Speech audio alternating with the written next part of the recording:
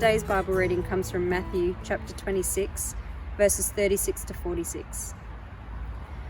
Then Jesus went with them to a place called Gethsemane, and he said to his disciples, "Sit here while I go over there and pray."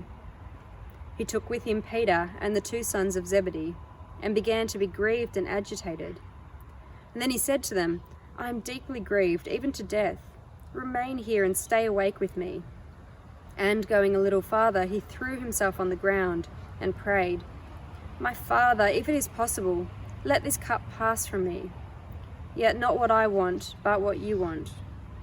Then he came to the disciples and found them sleeping, and he said to Peter, "So, could you not stay awake with me 1 hour? Stay awake and pray that you may not come into the time of trial. The spirit indeed is willing, but the flesh is weak." Again he went away for the second time and prayed, "My Father, if this cannot pass unless I drink it, your will be done." Again he came and found them sleeping, for their eyes were heavy. So leaving them again, he went away and prayed for the third time, saying the same words.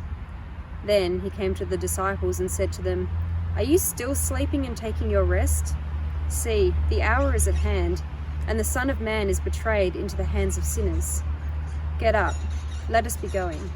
See, my betrayer is at hand." This is the word of the Lord.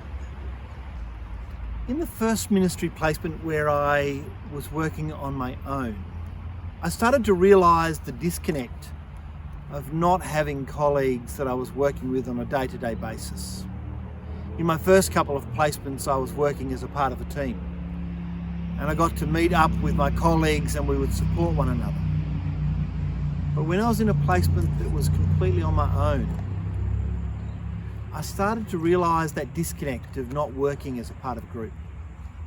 One day after I'd been there for a couple of years, I was doing a pastoral visit, and I was visiting one of the members of my congregation, an elderly man and his wife.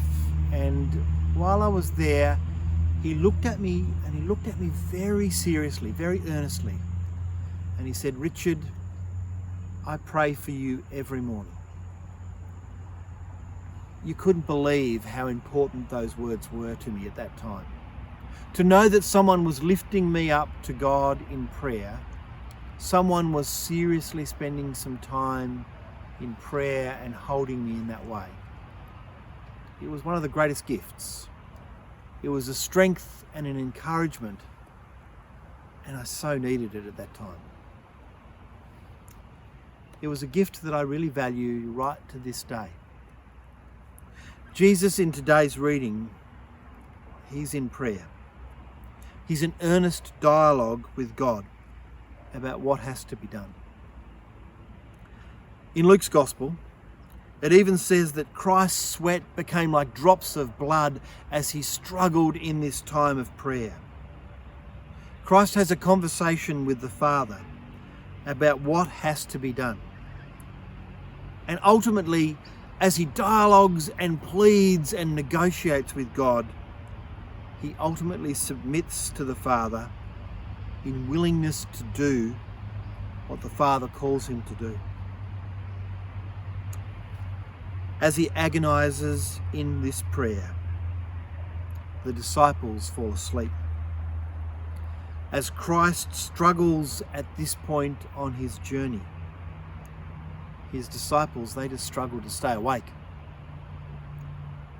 As we walk through this Easter week, may we spend some time in prayer with Christ, praying for the world that we're in, praying for the people that are in need, praying for those that are struggling so deeply in isolation at this time, or praying for those that are struggling with health.